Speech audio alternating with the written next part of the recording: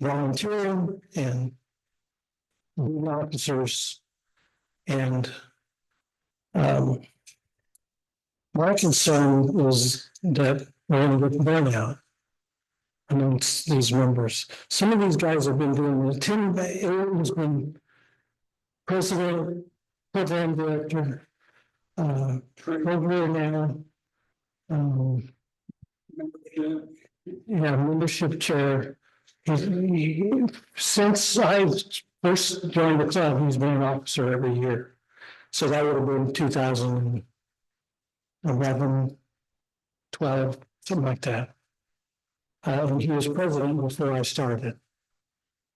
So Mike Lowe is doing the journal, and he's also doing the photography, and he's also doing the audio visual stuff when he's can. So we have a few members who do a lot of stuff, and most of us don't really do that much as far as for the club. So think about whether you maybe want to be a volunteer or be an officer. Okay, so that's all. December, our meeting is going to be the annual potluck extended show, Tell and Ask, and Tips and Tricks meeting. It sounds like a lot, but it's really not that much. If you're coming to the meeting, bring something that somebody will eat, which for some of us might be difficult. I admit. Sorry again about the rats. We're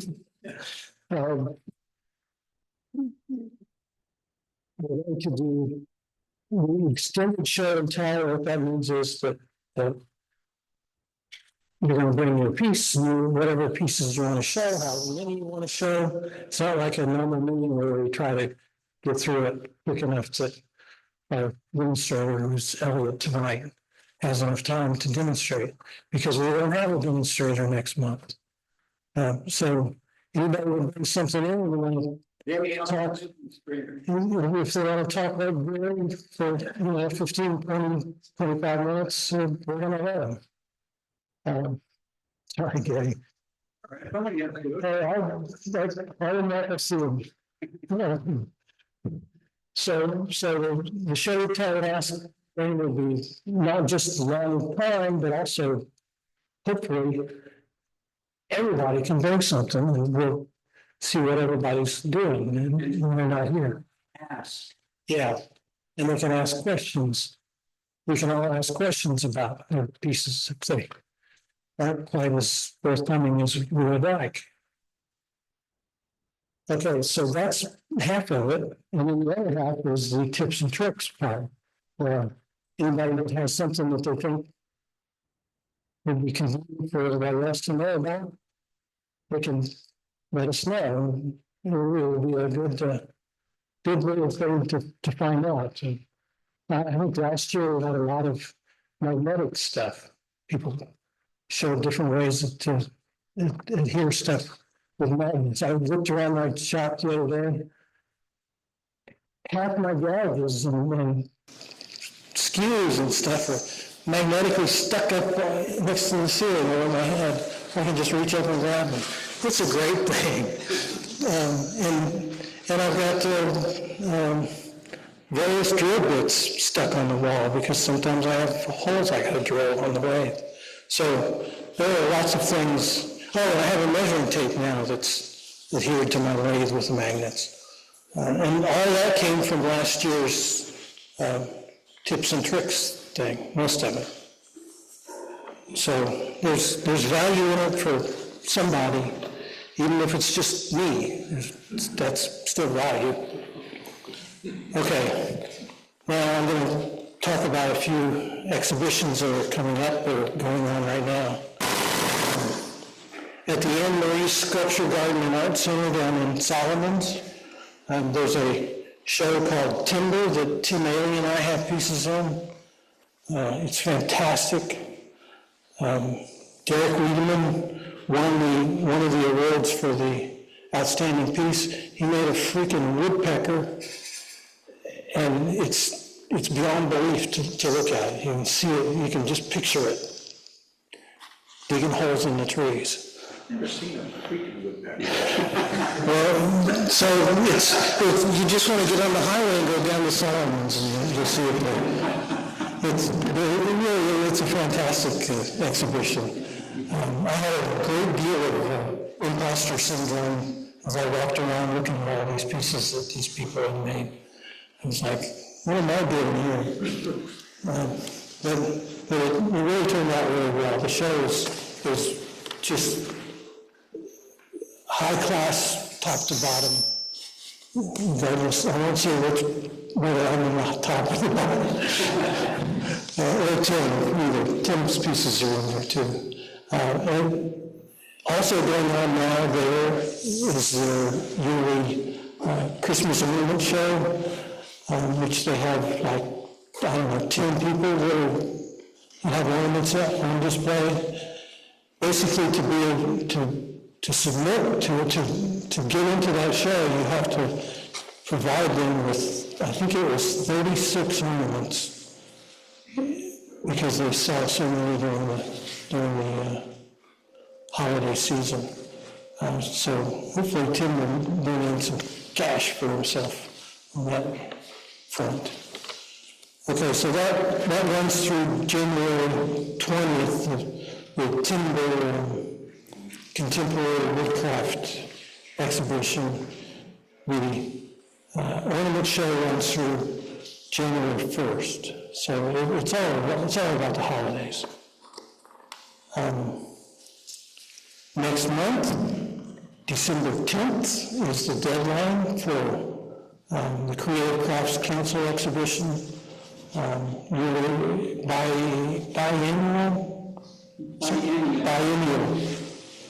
The biennial exhibition for 2025, which I don't know when the show starts, but your submissions have to be in by December 10th. We really want people to submit to that, because the way they're judging works, when there are submissions from a group, when more of their work gets shown in the show. So it's not a matter of they look at all the works and pick out the 200 best pieces in the exhibition. If there's 25 woodturners that submit, then some percentage of that many will get their pieces in the show. So the exposure for wood turning is entirely dependent on how many of us submit work. And through the past 5 or 6 shows, there's been an award called the Phil Brown Excellence in Wood Turning Award, I think is the name. It's close to that anyway. Only about 3.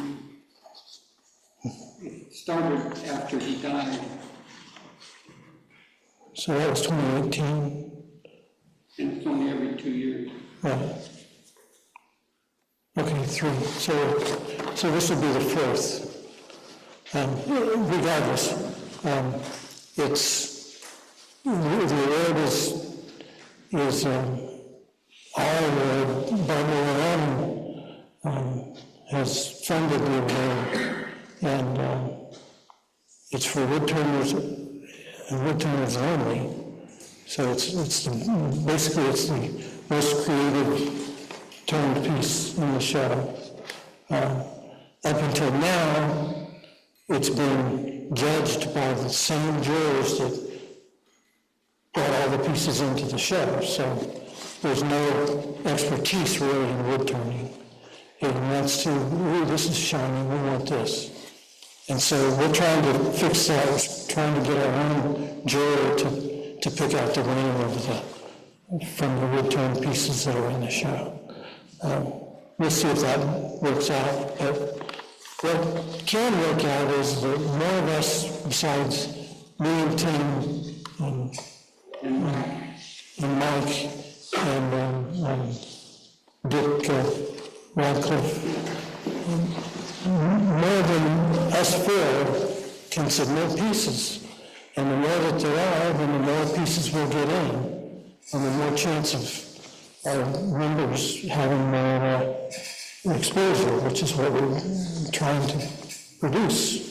So I'm really asking all of you to think about, what really nice pieces you have that were made within the past 2 years, I think. And submit them to Creative Crafts Council. It's a great show. It's at the Strathmore Mansion, and it's really a pleasure to go and walk around and see the pieces there. Okay, next, volunteers. Last month I got an email from Scott Blakely, is that right? Blakely? Yeah. Okay, Scott Blakely.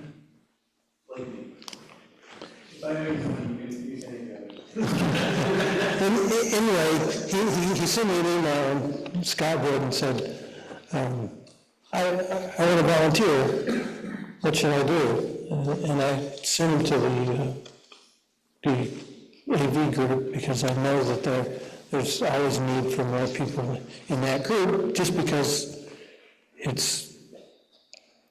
members are occasionally not able to come, and we need somebody here to set up for every meeting. We always have to have an AV group. So he came tonight and started to learn all of the arcana. Yeah. So we'll see how if I can hold on to him. Hopefully you guys can keep him in the group, because we need mass in the AV group. Public library displays are out as of now. For now, hopefully after the beginning of the year, we'll have more to say about people donating pieces, loaning us pieces for the library displays. A couple of months ago, one piece belonging to Joe Stout got sold to somebody in the library. It's the first one I ever knew about. Tonight,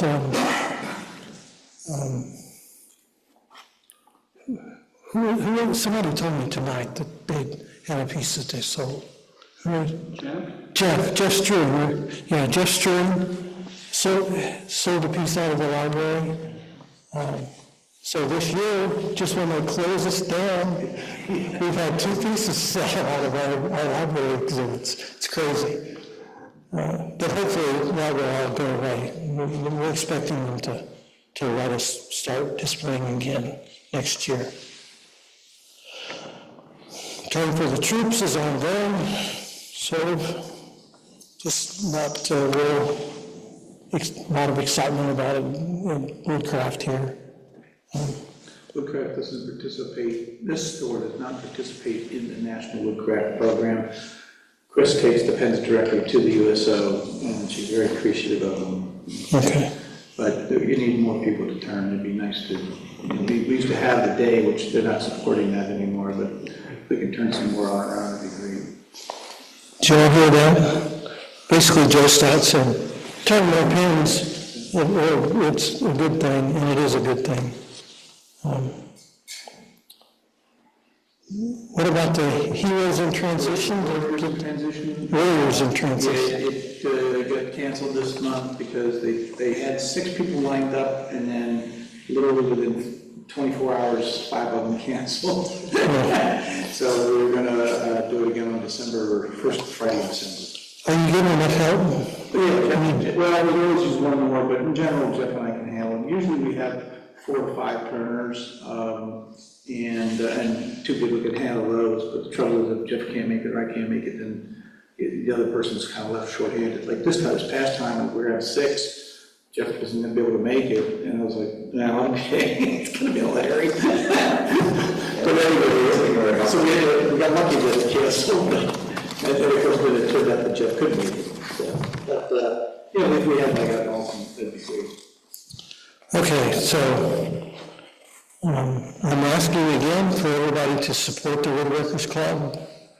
I mean, look at where we are. From mid-May, meets in the basement of the church out in the boonies somewhere. It's cold. And it's cold. Cats losing their space. Cats, you hear that? Cats losing their space. So there are other clubs that don't have it nearly as good as we do, where we are here in Woodcraft. And we get along great with them, as far as we know. So it's always good to support them and buy stuff here. You know, if you're going to save 20 cents on Amazon, there's no point to that. So I'm encouraging you, please support Woodcraft. Okay, now I have a brief comment I need to make about last month's program. Last month, we had a really excellent wood turner come in, and frankly, I was quite busy, as I usually am, trying to find out what was going on, and I wasn't really paying close attention to how he was talking. And so after the meeting, I was approached by one member who was, my description would be livid at how rude he was to some of the people who were asking questions. When I went to the Woodcraft, the Oktoberfest, several members came up to me and said, this was awful the way this guy was. And so, going forward, I think we need to talk to demonstrators and let them know that we need to be respectful and what's the word?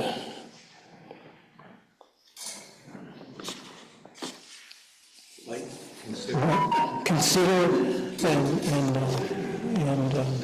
listen. not yet. And please understand that we're not here, it wasn't really our fault that this happened. It was just kind of a kind of an old guy. He was nervous or something. Well, I think he was nervous. I think he was feeling the time crunch, and when he was interrupted, he just kind of was rude to people. You know, he didn't want to answer the questions. I saw him on YouTube later, and he was charming. Yeah. I had seen him previously, which is why I thought it would be a good idea again. Do we have anybody asking questions on it? No. Did you know? So anyway, Shots changing? Is that it? you know, I look at this as not our fault and something that we're not going to let happen going forward. And I'll say that I'll do the best I can to keep it from happening again. John, I can't hear you on Zoom, so. Yeah, when I started do we have some new members here tonight?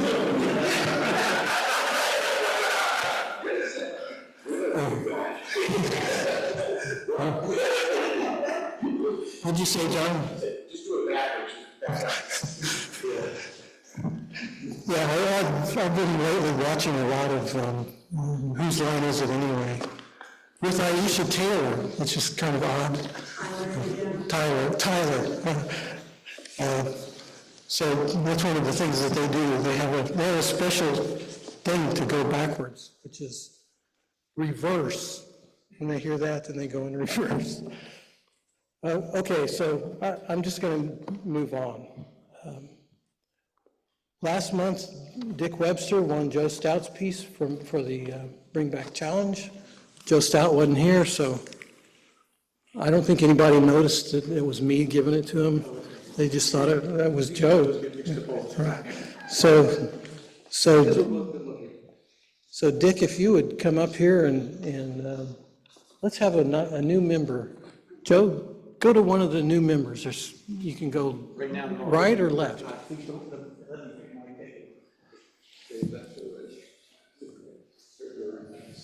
Wait a minute, I gotta get a picture. We gotta do this. We do this for hold that ball back.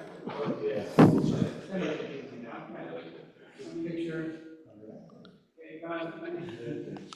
332, is that right? 336. Ooh.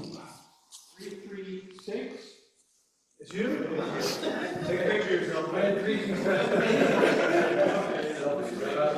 All right. All the people that were hesitant to take a picture, I told you, the more people take it, the less chance you have of winning. And of course, this happens in the month when I can't turn. My leg is broken. Oh, find something old on the shelf. I know. Maybe Where's the, oh, that? So, oh, he's right behind you. oh, there's right behind you. Okay, see, that's for me. Actually, out of the box. Right, okay. Okay. Takes a while. I'm It's a box elder, a little ball that Has a good click to it. And it matches up, the top matches the Oh, bottom. very nice. Congratulations. Thank you so much, thank you. What an honor for Gary to get such a special piece.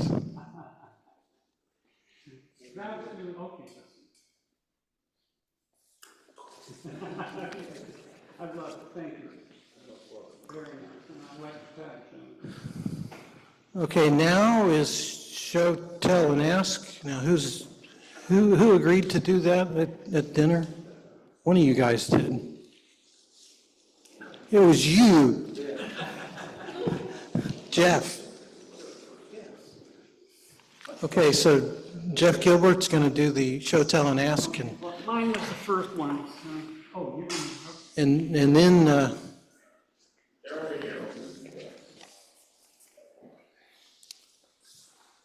and after that we'll have our Eliot show. Jeff, you just got to kind of talk into it as far as I can. Oh, you're next. Yeah.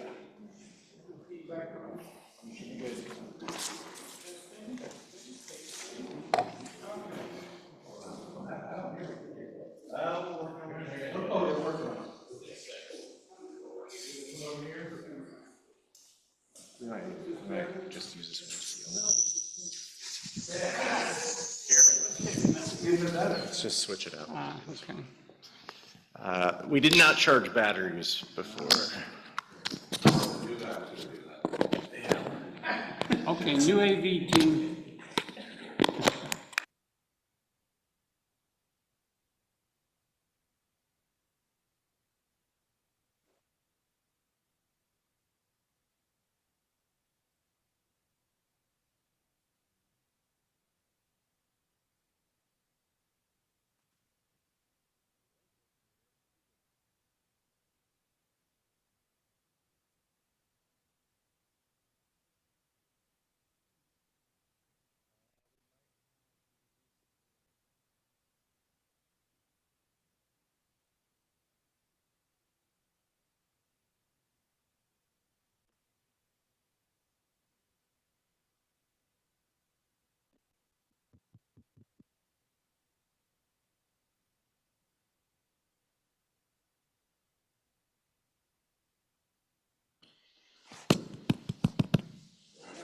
Try that one again.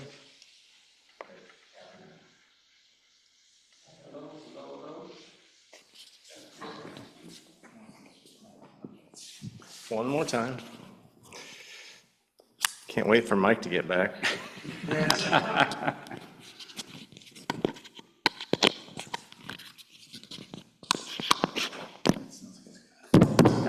There we go. Okay, we are on live. Okay, very good. So, some people would come up and say, okay, I just made a bowl, just a bowl. Well, hell, there's no such thing as just a bowl, right? Every bowl has to have some reason for being. It has to have some character.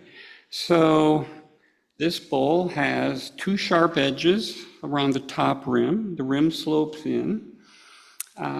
It has a nice curve, and it's got a small foot, which has some details. And oh, by the way, it's maple burl. So, you know, and it's got trans-tint dye on it because I wanted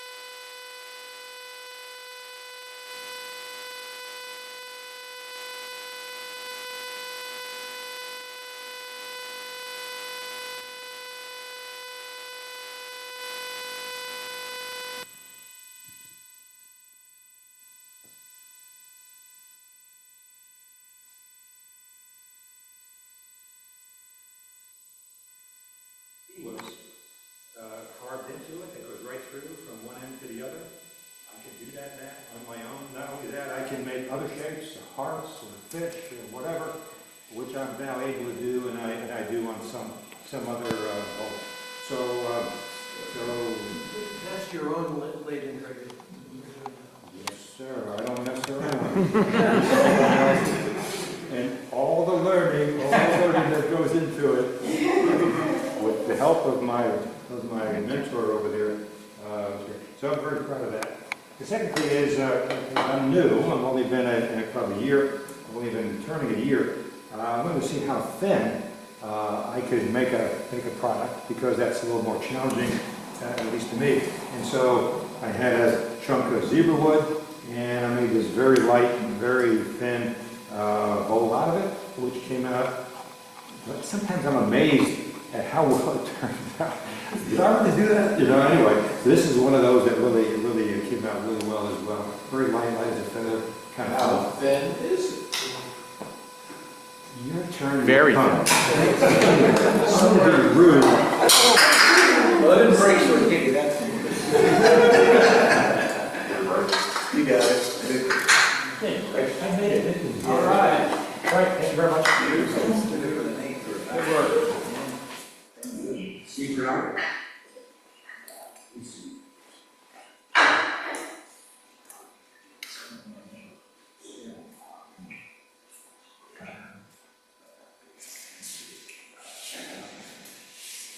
The next weekend meeting at Category Woodturners is going to be about Christmas ornaments, so I made a couple. This one I used watercolor paints on, just to try to make it look like it was old. Put the paint skill in a couple places. This was turned on the lathe, 5-axis, to get those shapes. This one I actually just cut on the bandsaw, sanded a little bit, and turned it. And it's held together right now with rubber band, because none of the parts have been glued yet to finish, and almost has that. Wow. There you go. So just to reduce the weight and to make it easier, it's turned in 4 different pieces: the cap, the top, the body, and the finish. Yeah, so big clips. That's nice. Cool. Yeah.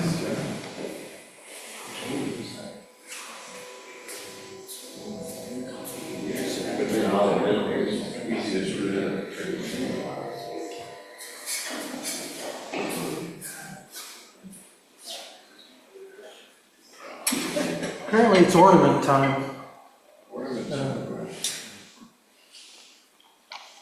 As many of you know, I do a lot of, There's no mic, just talk. They'll pick up the It's sound. not there anymore. oh, this one, is that the deal? It's coming from here? Yeah. Okay. You don't need to talk, just talk normally. Okay, so a lot of you know I do a lot of craft shows. Well, so one time, I don't know, 4 or 5 years ago, I brought a whole bunch of ornaments to a show.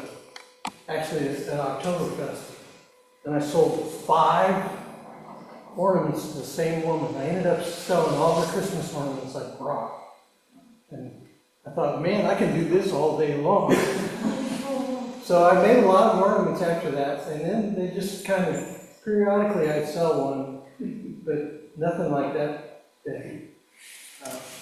But last month,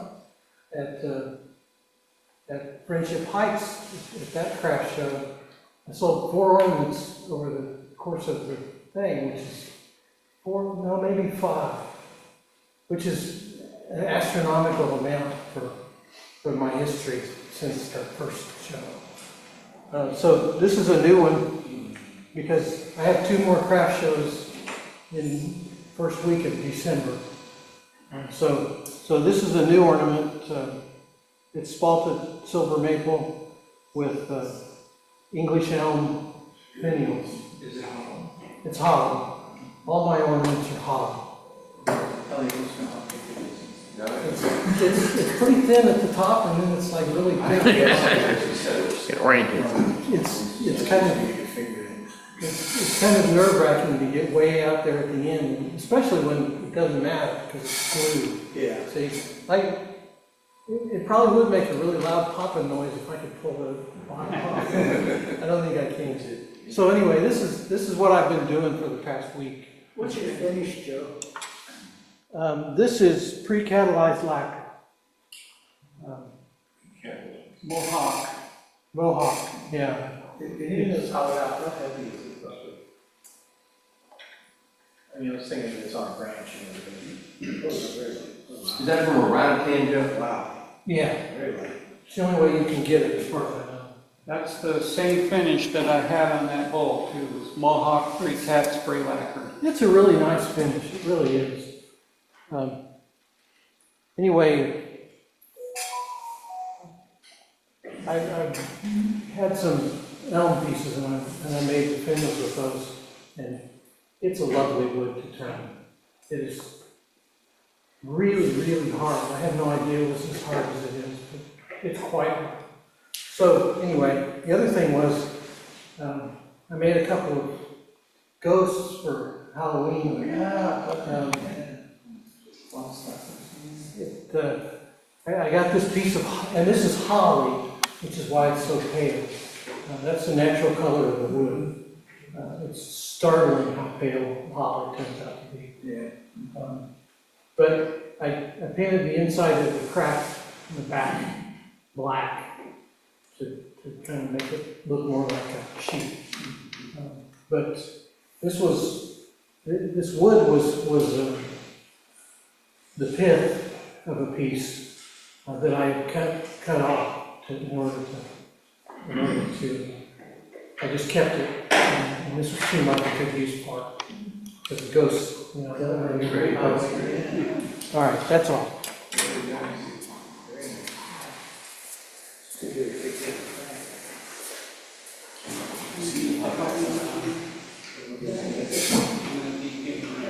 Oh, okay. Bill, where's Bill? Oh, you gonna introduce Yeah, us? sure. Before I introduce tonight's demonstrator, just a word about next month's meeting. Joe described what the agenda will be. We'll have the extended show and tell, the tips and tricks, and potluck. I discovered last year, to my surprise, that you can just ask people to bring food for the potluck, and somehow it all works out. People bring everything, so I'm not even going to suggest any arrangements in that respect. But for tips and tricks, I would like to get a few volunteers right now, just to get the ball rolling. Anybody want to raise their hand and just commit to Come on, people, put your hands up, Bob. Come on, you have some tips. Any more bids? Okay, I got Bob, come on. Yeah, Bob, Glenn, Gary, anybody else? What do we have to do? Volunteer to do a tip? A tip or a tip? Have a tip though. Yeah, You have the nose? No, you know a lot. I got 4 so far. Anybody else? What does it mean to be just gonna say it or? you just- Oh, here's what I mean. I go up there and it could be 30 seconds, it could be 2 minutes. 10 minutes or something. Okay, so I got 5. Okay, anybody else? I'll work on something, I can't commit yet. Okay, I'll send a note around as well, but I just want to get you folks to commit yourselves. That's as definite a commitment as you're gonna get out. Yeah. That's a good start. Well, you gotta remember, I got burned when I told you, Vice President doesn't do anything. I didn't say that. He did. I said hardly. That's all good. Well, in my capacity as Perkins here, I now assign you to the first. Okay, so tonight we have a demonstrator who is known for his politeness. To answer questions, anybody? He's a charter member of the club, I understand, from the earliest days. And I'm told this is his 4th time demonstrating. This particular demonstration on making lidded boxes last happened here in 2008, which was long before I was a member of this club, and possibly most of us as well. So Eliot Feldman is going to, oh, right, sorry. I heard jumped up. You may come up. Wasn't I supposed to? Eliot? You're obviously married. Please come up. Gary's going to change here. Eliot, my man, Oh, yeah. I want to thank I'm in you. trouble now. He knows it too. I know. This man, as Bill just said, is a charter member. He became a member in 2007. He was here, actually it was the other building on Wycombe, in January of 2007, when Phil Brown sent out a paper letter to a bunch of people that were in Capillary Wood Turners saying, I want to start a new club. Come on up, let's talk about it. We did. We gave him our money, and Phil asked for volunteers. Hello, we have to have a board, right? We have to have workers, we have to have volunteers. Eliot signed up immediately, and he said, I'll be the program chair. So this is your first program chair right here. You did it for 2 years. And I know because I started to bug him about it in the middle of the second year, and he said, if you're so smart, do it yourself. So I did. I did it for 4 years. But anyway, thank you for that, Eliot. And thank you for this will be your 4th demonstration. And I want you to know that we appreciate it. Thank you. Thanks for having me. And as a little token Do I get a token? of our appreciation, Oh my God, I need a jacket. I happen to know that Eliot has a little brandy after dinner, I do. and he also has a little smoke. A cigar. He smokes Chateau Fuente. I know because I asked him. Oh, God. And I'll bet you buy his cigars at Gavin's. Yes. Well, I just happen to have 3 Chateau Oh my Fuentes here, and I didn't know which wrapper. So I got a natural and a Solera and a Madero. I only want the natural. Well, you're going to have to smoke the other 2. So there you go. Thank you very much. It's very kind. Oh, thank you. Oh, look at the box. Did you make the box? Well, I'm overwhelmed. I had no idea that anybody was going to give me anything. I'm going to demonstrate tonight, and I'm delighted to be here, by the way. Can you hear me? Yes. Local guy makes good type of thing. I'm nothing special. I don't have many claims to fame, but people want to know that, well, you must be fairly good. You wouldn't be demonstrating. So I can name 3. Phil Brown and I and David Fry did show our work at the Sansar Gallery in Bethesda. And that's a big deal because she was very fussy. Venus Singh was very fussy who she took. My other little claim to fame is that there was a competition, a show of the Mid-Maryland, MCW, and Chesapeake at the Glen Echo. And I did win a prize. And Gary, who's on top of everything, photographed it and sent it to Fine Woodworking, and they published it. So that was nice.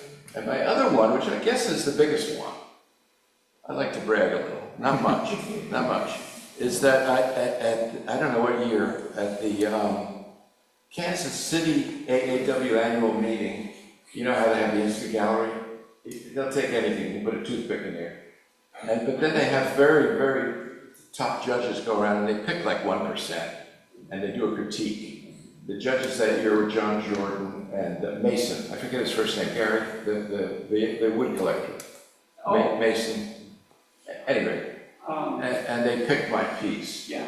So that was a very big thing. And I got to stand there and hear John Jordan tell me there was not much of a shape, he said, but he was very pleased about the wood and so on. So those are my 3 claims to fame. Big deal, right? Now, I do a lot of boxes, and if you don't believe me, here are some. You can pass these around. These are not gifts, but you can look at them. Here, I'll pick one at random. This is what I'm going to try to demonstrate. Okay, so. Jane and Arthur. Jane and Arthur Mason, absolutely. And it was Arthur Mason and John Jordan who did the critique. John said the very nicest thing. He said, gee, I feel like I was dropped in the middle of Africa and found a new species of wood. Because you know what I did? I glued up cedar closet liner. Cedar closet liner. I didn't want to scratch it and I didn't want to paint it, but I wanted texture and color. You know the people who say, oh, it's just brown and round and they do texturing and coloring? I didn't want to do that. I have a philosophical thing about it. But I wanted it to have texture and color, so I thought, well, what about cedar closet lining? That's closet liner. That's already textured and colored.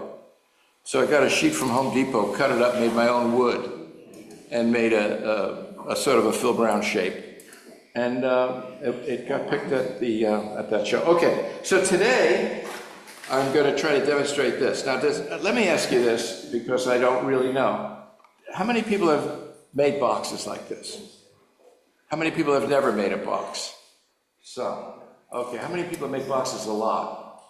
Not too many. Okay. Does everybody know the difference between an end grain box and a cross grain box?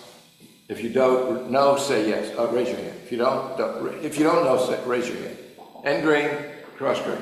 So you don't know? Okay, so an end grain box has the grain running this way, parallel to the lathe.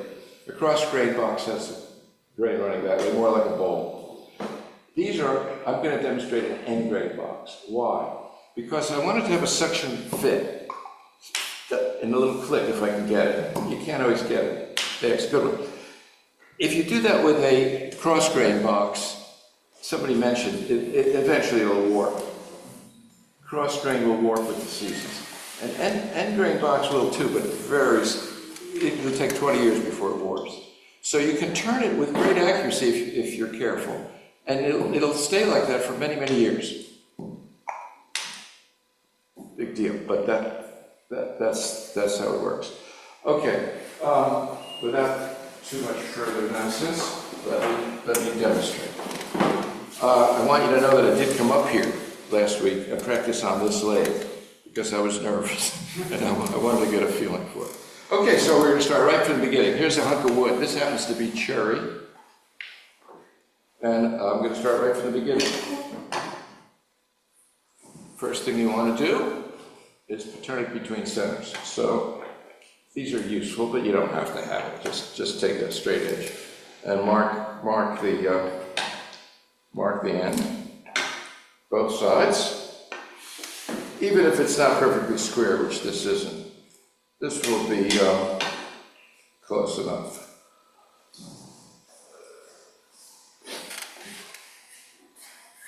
I don't have it. Oh yeah, this is good enough. So what you want is a little awl or something. Yeah. And you want to make a little divot or something. You don't have to. At where you want the centers, in other words. Okay? If you ever watch some of the production turners who haven't got time for this nonsense, they just go like this. And they never get it exactly right, but you get a little square, and that's the center. It's close enough. It's going to get around on the lathe anyway, right?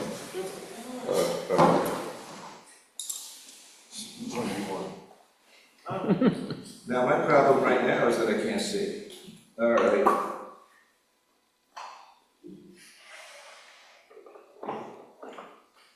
All right, so the idea is you find centers, and then you put between centers. This is just a spur center.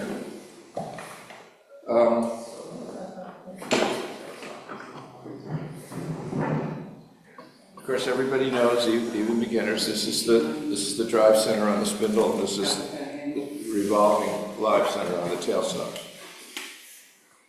Now, this is a very safe way to turn because it's very hard, even if you screw it. It's very hard for this to come loose. Oh, overhead.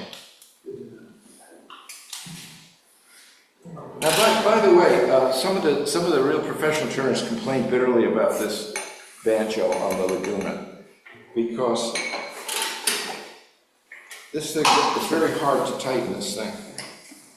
It's just this design. So I have a stick, which is called the great principle of the lever, and now it's not going anywhere.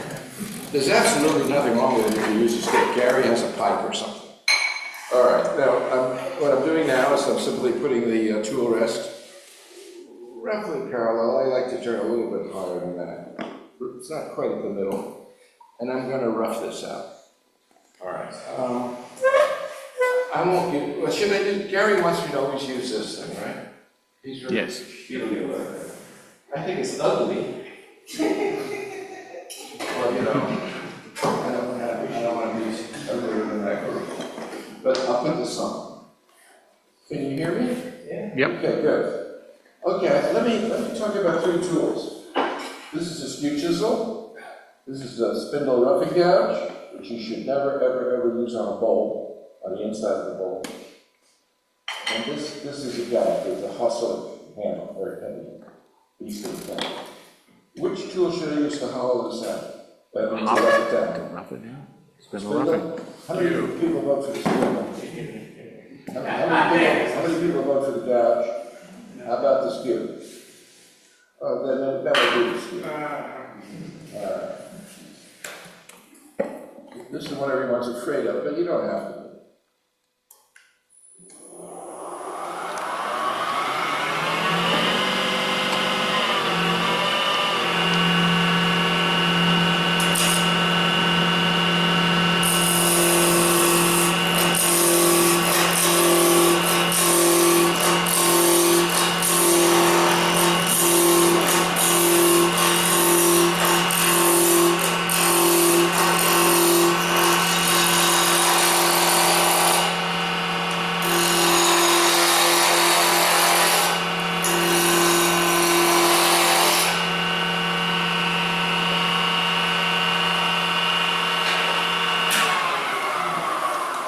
If that made you nervous, it made me nervous. Okay. So I'll switch to a bowl gouge, a little friendlier. Okay.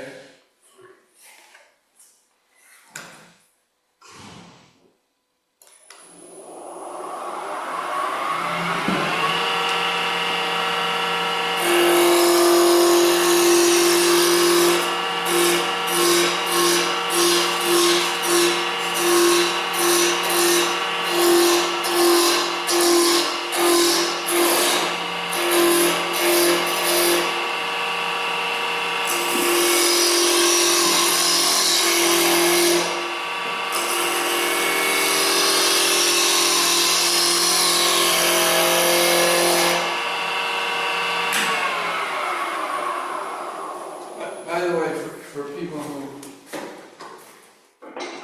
want to know every little thing, you say, well, yeah, he's showing me how to use a bowl. You're not showing me. You can hold it this way, you hold it that way. The correct way. By the way, you know, these people say, well, you do it your way, you know. Everybody has their own way. You can do it. You don't have to do it. No, you do it my way. It'll be right. Okay, just joking. All right. This is actually David Ellsworth who taught me this. So the proper way is to hold it absolutely level, 45 degrees, flute, go across until it gets kind of smooth. Then you can lift it. A lot of people lift it right away. There's nothing wrong with it. But Ellsworth is a big name, right? I drop big names, makes me feel important. Okay. So, I'll do a little more with this gouge, and then I'll switch to that one, which is the right one. Is this thing working? Yes. Not much.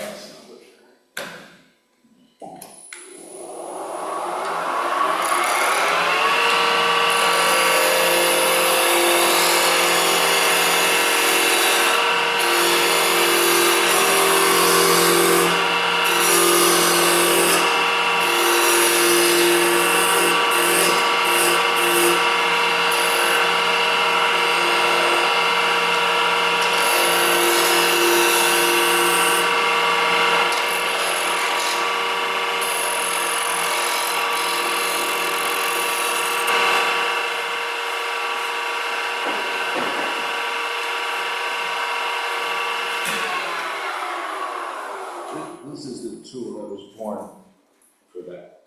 Never on the inside of a bowl.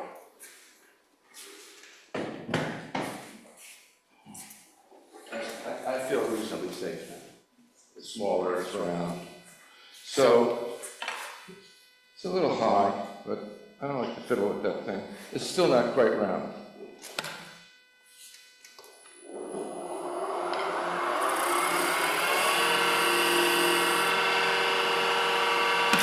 Now for the beginners, I know there are only a few. If you notice, I have it down here. I'm not doing this. I hold it here, it's sort of a triangle. and I'm using my body, you can see it. And you get tremendous control that way. There was a guy here, it was a very fine turn, I had dinner with him. And he was saying, oh, no, look at a surgeon, you know, they use their fingers, you know, they're not gonna cut your eyeball, you know, eye surgery in the body. He's wrong. I mean, it may be good for eye surgery, I don't know. But if you're gonna work on a lathe, the most accurate, fine control is with your body. You can make the most minute movements, and it gives you a lot of stability. Okay? I mean, you know, tips and tricks and stuff, okay. So you can watch my body.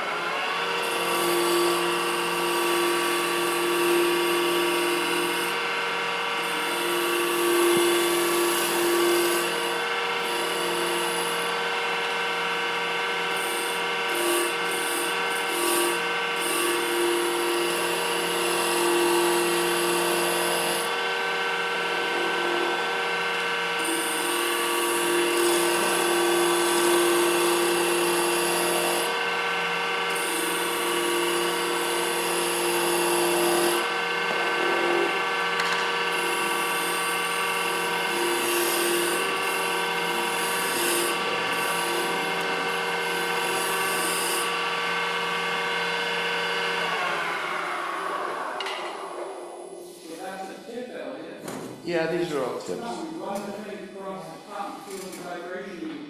Well, everybody does that, right. And it's still not quite flat, notice? I mean, it's flat here. Okay, so I have to do a little more. Yeah, that's a tip. What was that?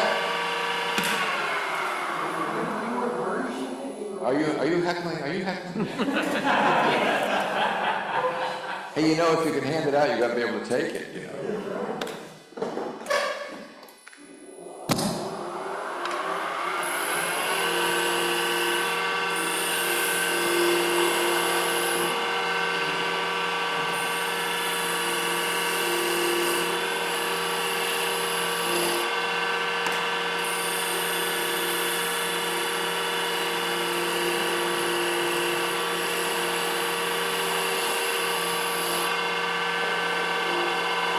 You hear that?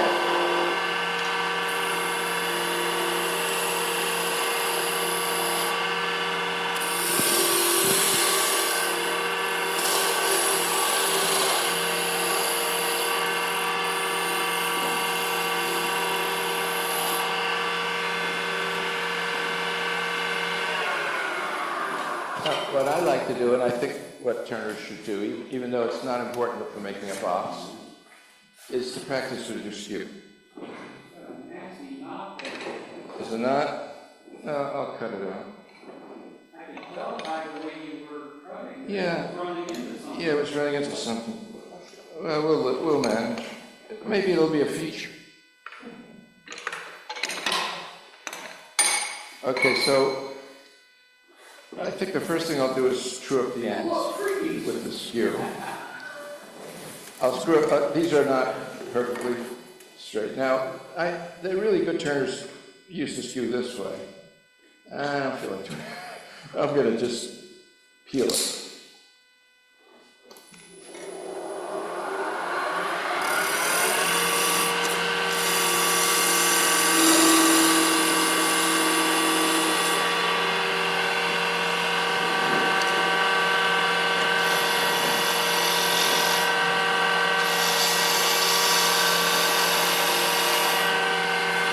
I'm just practicing now.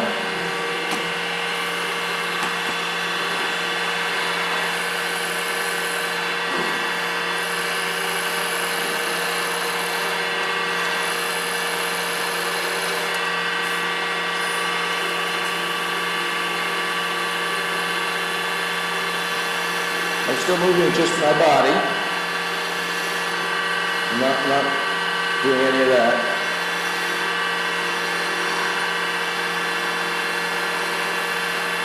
Right through this knot.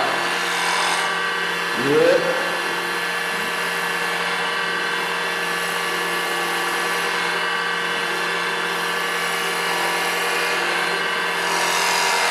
That's that knot.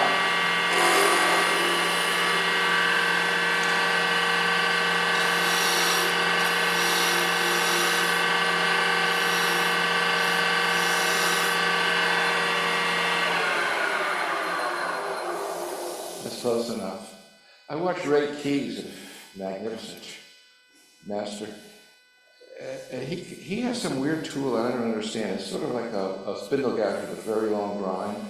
And there was a guy here who demonstrated this kind of box using the Ray Key method. And he sort of made one. I don't know how to make that. But he claims you get a slightly smoother finish with that than you would with a skew. But this is awesome. It's pretty hard to beat the finish you get from a skew. Okay, there is a knot here. And you know what? I'm just going to forget about it. Just see what I can do. Let's leave it alone.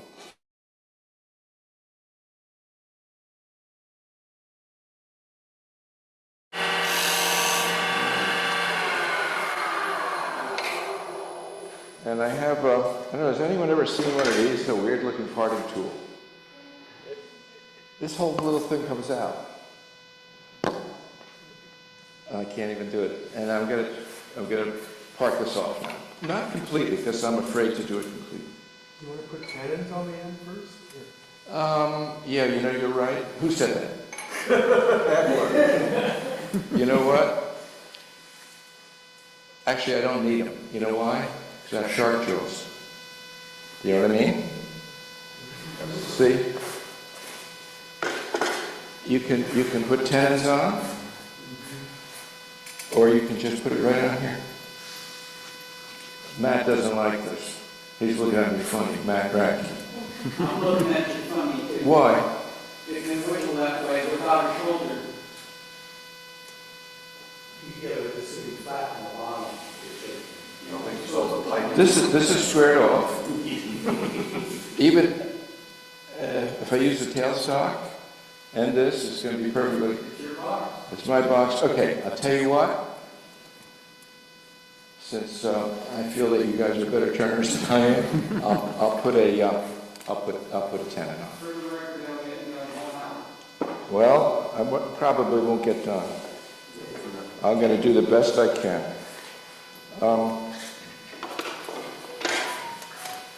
Well, see, the problem with tenon is I'm afraid I'm going to make it too small. I'd like to make a comment. He calls it a tenon. It is a tenon, not a tendon. Did I say tendon? No, you did not. Oh. You said that. Tenon is correct. Yes. Tendon is the thing in your elbow. Some people do that. I have a little guide, so I'll make a little tent. Everyone will be happy. Okay? Huh? I said, what are you going to use it? I don't know. Here we go. Are we doing all right? Am I boring you yet? Not yet. All right. Working on it. I'm just screwing this up a little more.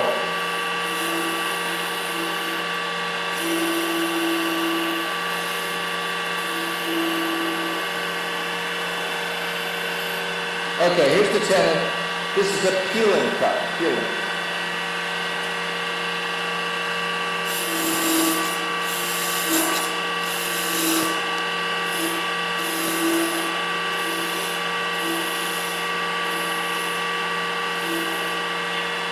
Do it on each side.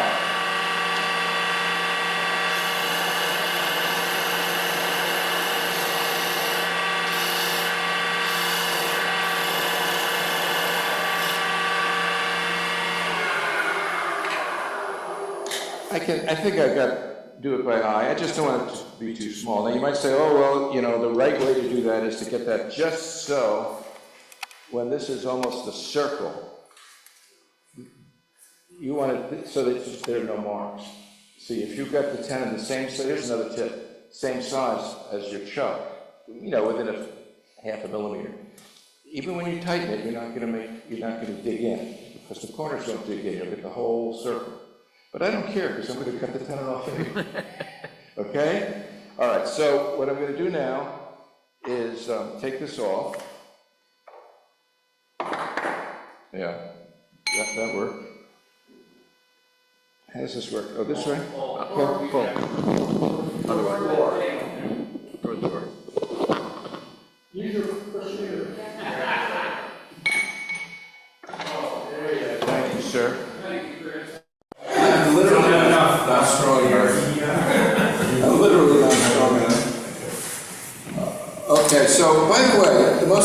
thing about this kind of a box, I should have said it immediately, but it doesn't matter. I'm going to say it now.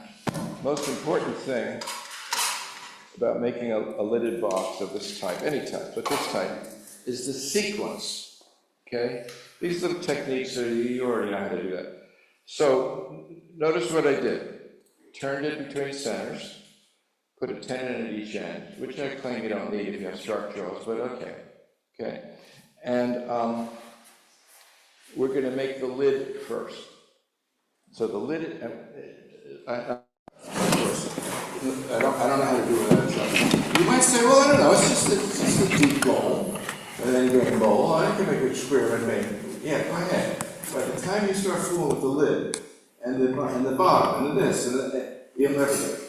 You have to get the sequence in your head right, okay? The sequence is we're going to do the lid first, and then you'll see what happens. How much do I have, an hour? That'll be a miracle if I get it. Okay, so, you see, if I do it my way, I get a lot more of the draws. But this will work. These sharp jaws are extremely strong. This, by the way, is the Big Mark chuck from Australia. Without any question, it's the best chuck. I don't care what anybody says. I made that. You proud of me? I made that. Okay. That's another tip. Yeah, they come with the tea. I like this better. Now, I'm going to part this off. When you part something off, you shouldn't have the tailstock here, because you don't want the pressure. You'll get a catch. But I'm going to put it here for part of it. Okay?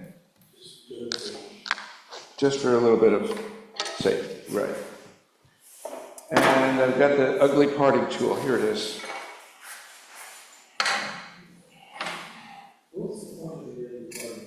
The ugly parting tool? The point is that you can unscrew this, and this part you can replace. It's cheap. You don't have to buy a big... I have another parting tool, which is really cheap. This is my best parting tool. In fact, I'll use it. Then we don't have to worry about the other.